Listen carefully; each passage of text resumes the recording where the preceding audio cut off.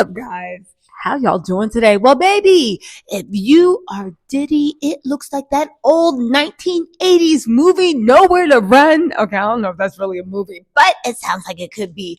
It looks like that old movie, Nowhere to Run, might be your actual life. Y'all, what am I talking about? If you don't know, Diddy's own new lawyers are literally saying, yeah, we're working closely with the feds. If you don't believe me, go straight to their press release. It is all over the media. But y'all, the streets are talking and we got to talk about this. Y'all, what is going on with Diddy? Is he being set up by his own lawyers? Consider this.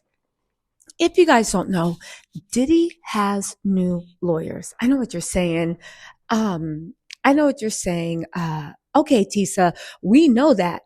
We know the guy that is his new lawyer. He does this, he does that. But a lot of y'all don't know something really important. He also has a tie to Diddy's old lawyers. His wife works for the Midas Touch. Who's the Midas Touch? The Midas Touch is the media group that is heavy in the DNC. I mean, that has nothing to do with it, but it shows that they're big power players, right? Let me get to the point. The Midas Touch is run by Ben Masalis. Ben Masalis is Diddy's close friend and one-time intern and bad boy. How did Ben Masalis, a young attorney, become an intern at Bad Boy? Why would he? Well, we need to look at his father, Ken Masalis. Kenneth Masalis is head of the law firm that Diddy was with for 20 years before they abruptly dropped him from representation. They tried to blame it on Lady Gaga. Oh, Lady Gaga didn't want to work with him. That's why we dropped him. Lady Gaga came out and said, don't put that mess on me. They issued a retraction a day and a half later saying, no. This had nothing to do with Lady Gaga. And it did have everything to do with Diddy's, that little raid and whatnot and the probe. Now, why is that so important? Well, y'all think about it. See, here's the thing nobody wants to admit. Lawyers talk. Feds talk. Everybody talk. That's why you pay for these high-priced lawyers, because they talk. They know some things. They can get information that people aren't supposed to get. Tell me why. Diddy's law firm, Ken Masalis, right?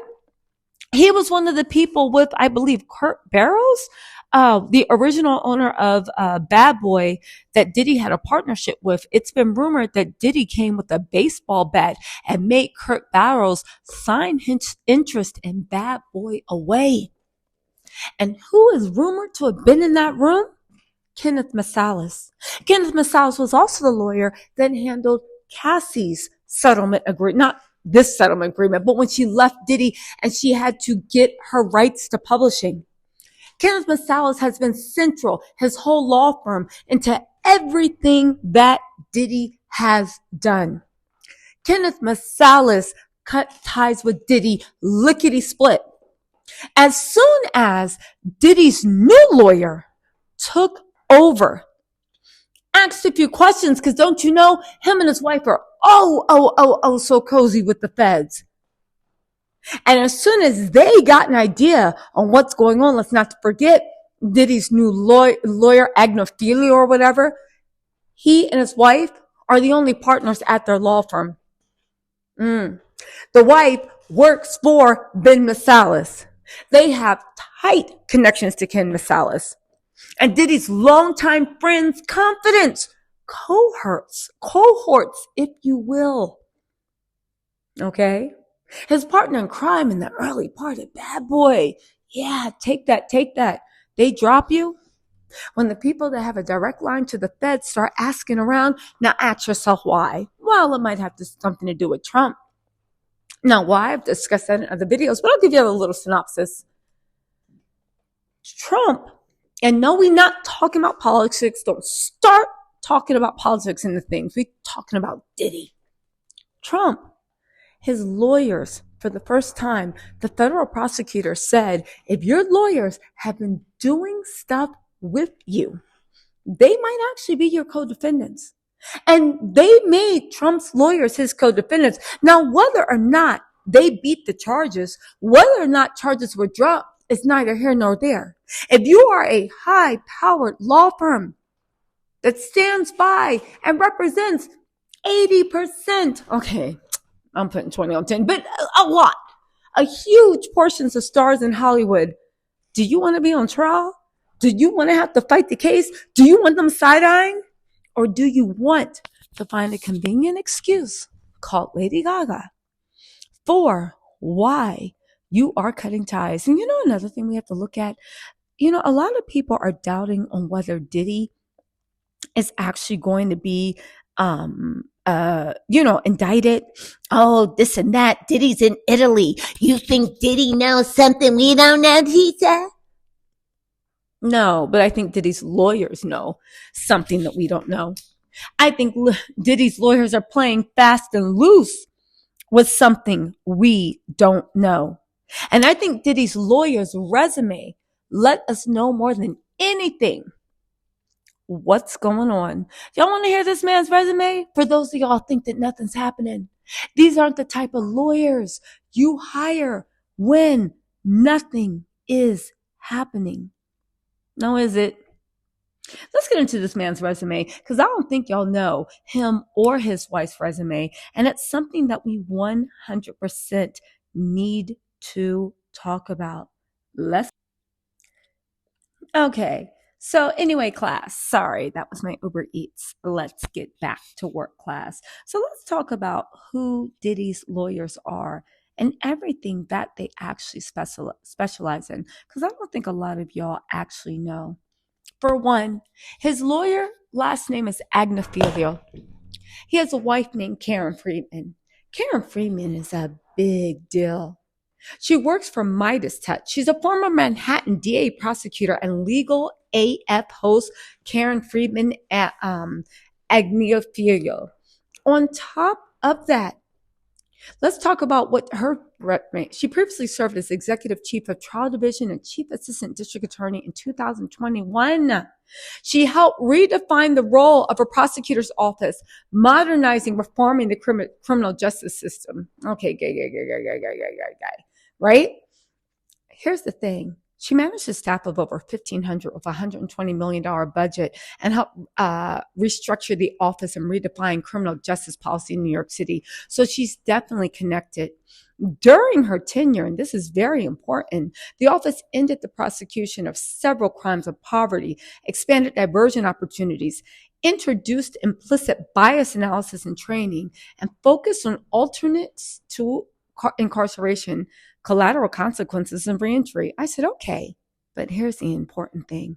And these are where her connections come in deep. Y'all listening? At the same time, she helped create the Antiquities Trafficking Unit, the Human Trafficking Unit, the Hate Crimes Unit, and the Terrorism Unit and Cyber Crimes Bureau, to name just a few. She is doing so much, but the biggest thing she did was she's the one that structured, hired, and has close ties to the Human Trafficking Division, all right?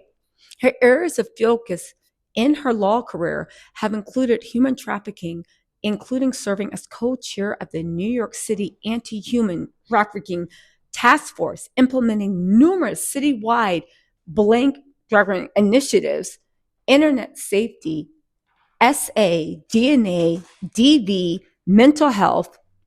Jesus Christ, this sounds like everything Diddy is into. A veteran of the Manhattan District Attorney's Office. She previously served 14 years as the assistant district attorney. Listen, this is the Agnifilio Law Group. This is who Diddy is plugged in right now. Let's talk about Mark Agnifilio. This is her husband. He has a prior experience as a supervisor at a major United States Attorney's Office and former Manhattan Assistant District Attorney. Again, he served for the U.S. Attorney's Office in Manhattan. You think this is where they're getting all their information from? And by information, I mean a heads up. Now, I don't know if Diddy can trust these people, but something tells me, I think, it's my opinion, that the reason Diddy hired them is because they can read the tea leaves and they know where he is going down. He served as lead trial counsel on complex and serious criminal cases, investigations, and financial regulatory matters in U.S. district courts throughout the United States. And he has state experience. So he's done fed and state. He's represented nationals from other countries charged with spying against the United States and with violating Iranian sanctions. Generally, he handles high stakes criminal cases involving securities, mail fraud, wire fraud. Diddy has been accused of that. Insurance and bankruptcy fraud, money laundering, foreign corrupt practices, racketeering and enterprise corruption, international arms dealing, antitrust, bribery, kickbacks, and criminal tax investigation. He specializes, he specializes in sensitive and high profile matters, including United States congressional investigations. He also regularly represents companies and individuals. Woo, he got a lot going on with internal corporate investigations and grand jury matters. His practice has also included the representation of select clients charged with offenses such as, and here we go, Diddy, such as what? Such as what? I know y'all wondering. Murking, firearms possession, and other similar matters.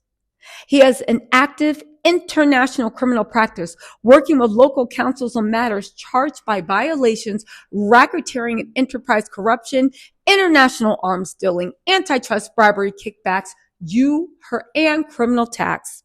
You heard that. He specializes in sensitive and high-profile matters, including United States congressional investigations. He also regularly represents companies and individuals. You guys, this guy is a lot. He's worked with local counsel on matters charged by governments of Italy, Switzerland, Romania, Bulgaria, Kazakhstan. On top of that, let's not forget, some of these countries were actually mentioned in Little Rod's lawsuit. Again, you guys, listen, I wanted to give you this update. Diddy's arrest, every fiber of my being is telling me it's coming. For the people that don't want to believe it, baby, rain soon come. But let me tell you something. As much as Ice Cube and all these people want to sit there and help Diddy and do this and they don't know and this, that, and the third, baby, the feds know. And whatever is going on, whether you think it's justice or targets, baby, that bullseye is right there. Anyway, y'all, just wanted to give y'all this update. Diddy knows, but I think it is interesting at how once these people that have a connection to his actual law firm got on board in Diddy's case. So let's not forget, they were involved before we knew that they were involved. Before they had made any appearances, they were involved. So I find it funny that now all of a sudden, right, everybody's scattering. Again, maybe all these lawyers know something the blogs don't. Anyway, y'all, let me know what you think in the comments. I'll talk to you later. Bye.